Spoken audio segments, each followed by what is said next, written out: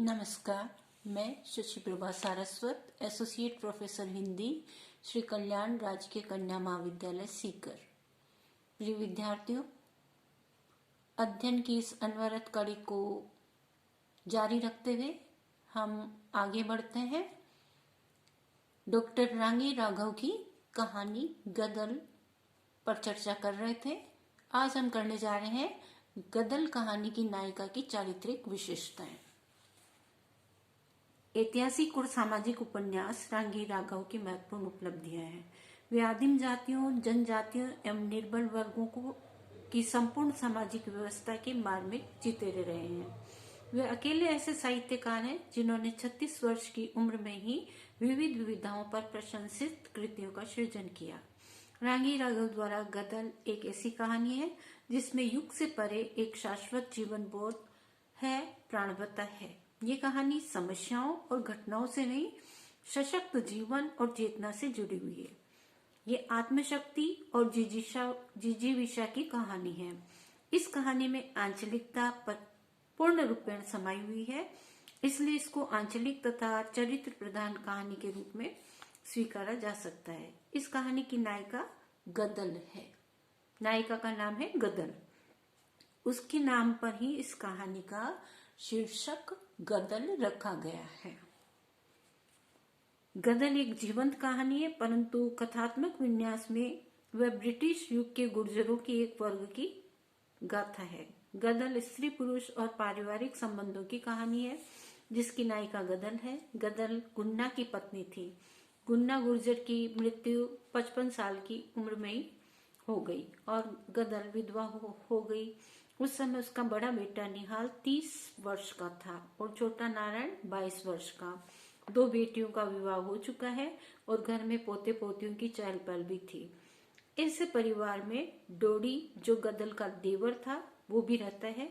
डोडी विदुर है। गदल ने ऐसे परिवार को छोड़कर एक लोहारी गुर्जर से शादी कर ली।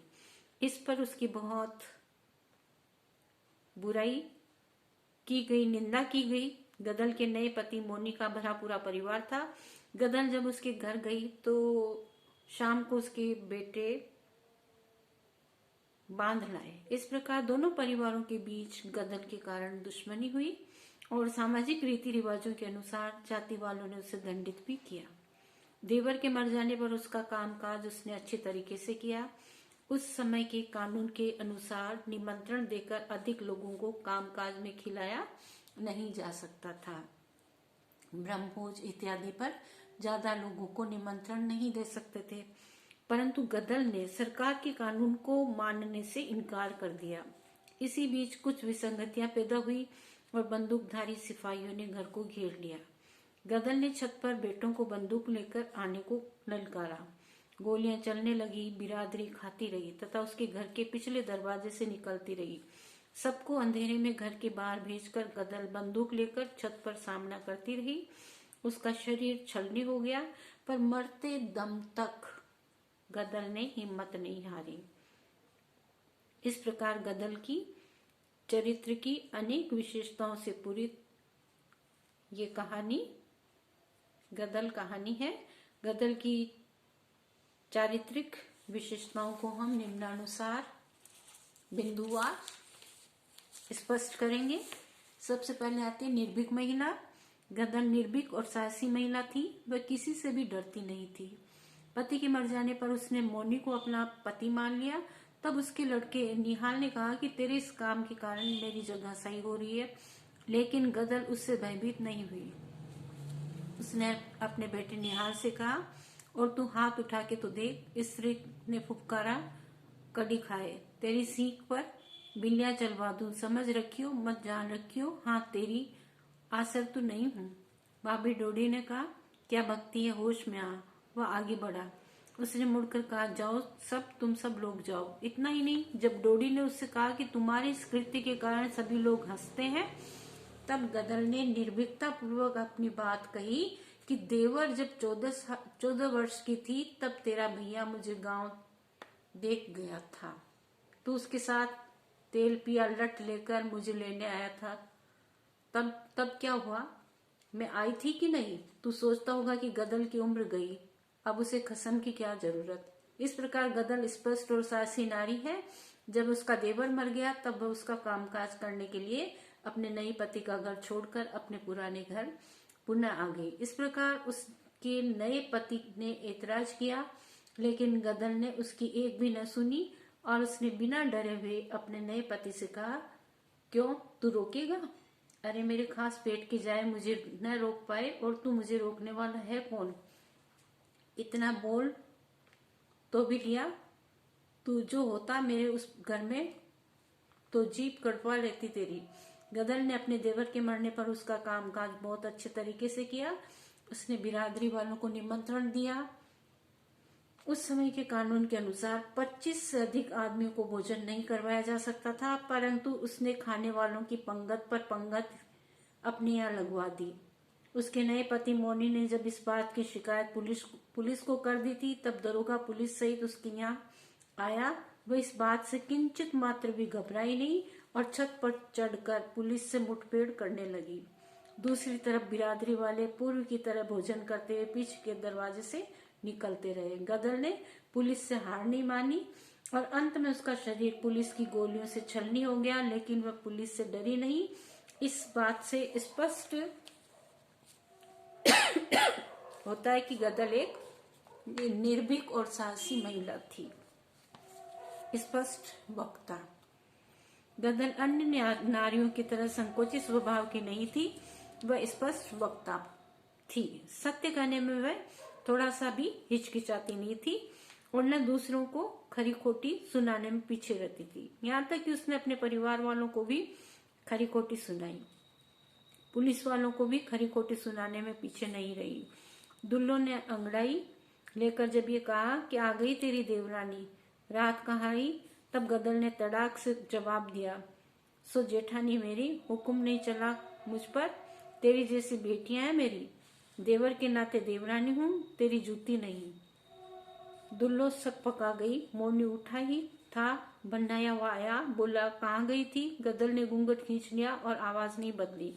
कहा वहीं ले गए थे मुझे घेर कर, मौका पाके निकल आई। मोनी दब गया। मोनी का बाप बाहर से ही डोर हाथ ले गया। मोनी बढ़ा, कहाँ जाता है? गदर ने पूछा, खेत हार। दुल्लो उस अधेड़ स्त्री के नक्शे देखकर अचरज में खड़ी रही। कैसा फैसला? मोनी ने पूछा। वो उस बड़ी स्त्री से दब गया। हम तो दो जने हैं, अलग करेंगे खाएंगे। उसके उत्तर की प्रतीक्षा किए बिना ही वह कहती रही, कमाई शामिल करो, मैं नहीं रोकती, पर भीतर तो अलग अलग भले। स्वाभिमानी नारी। गदर एक स्वाभिमानी स्त्री थी। उसने अपने जीवन में कोई भी ऐसा कार्य नहीं किया जिसके कारण उसका स्वाभिमान गिरा हो। वह अपने पति के मर जाने के बाद देवर का सहारा लेना चाहती थी, लेकिन देवर ने उसने अपनी पत्नी बनाने से मना कर दिया। तब उसने इस बात को अपना अपमान समझा और उसका स्वाभिमान जाग उठा। उसने अपने इस अपमान का बदला लेने के लिए ही अपनी जाति के ही मोनी को अपना पति बना लिया। इसके साथ ही जब पटेल ने उससे इस बात को लेकर ये कहा कि तूने बेटा बेटी की उम्र नहीं देखी बहू, तब उसने स्वाभिमान पूर्वक पटेल को उत्तर दिया, उम्र देखती की इज्जत। ये कहो, मैंने कोई बिरादरी के नेम के बाहर तो अपना संबंध नहीं जोड़ा। फिर भी यदि तुम कुछ कहना चाहते हो तो मैं उसका जवाब पंचायत में दूंगी।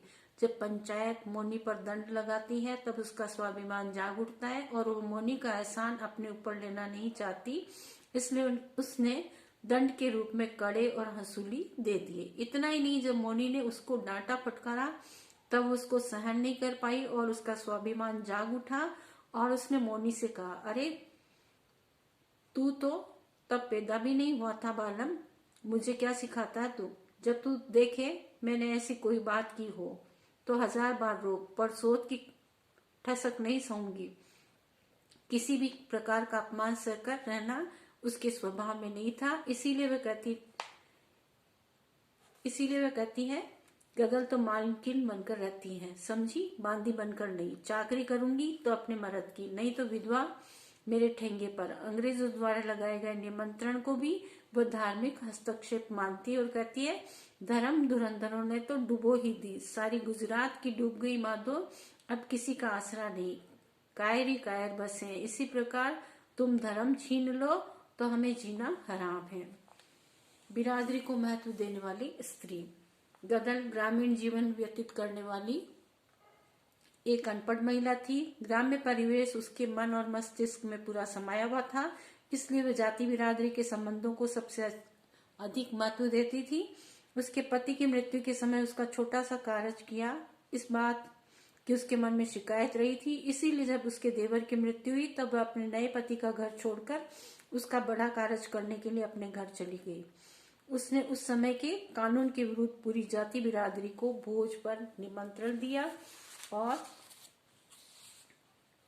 25 आदमियों से अधिक को एक साथ निमंत्रित नहीं किया जा सकता था, लेकिन उसने जाति बिरादरी के प्रति आत्मीय भाव रखने के कारण किसी की भी परवाह नहीं की और सबको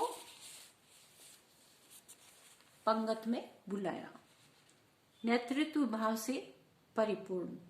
गदल कहानी की नायिका नेतृत्व भाव से परिपूर्ण है। उसमें अन्य पात्रों की अपेक्षा नेतृत्व करने की अपूर्व क्षमता समाई हुई है। इसीलिए वह अपने देवर के मरने पर आगे बढ़कर बड़ा कार्य करने की बात करती है और तत्कालीन कानून की परवाह भी नहीं करती है। बिरादरी को भोजन करने के लिए निमंत्रित करती है।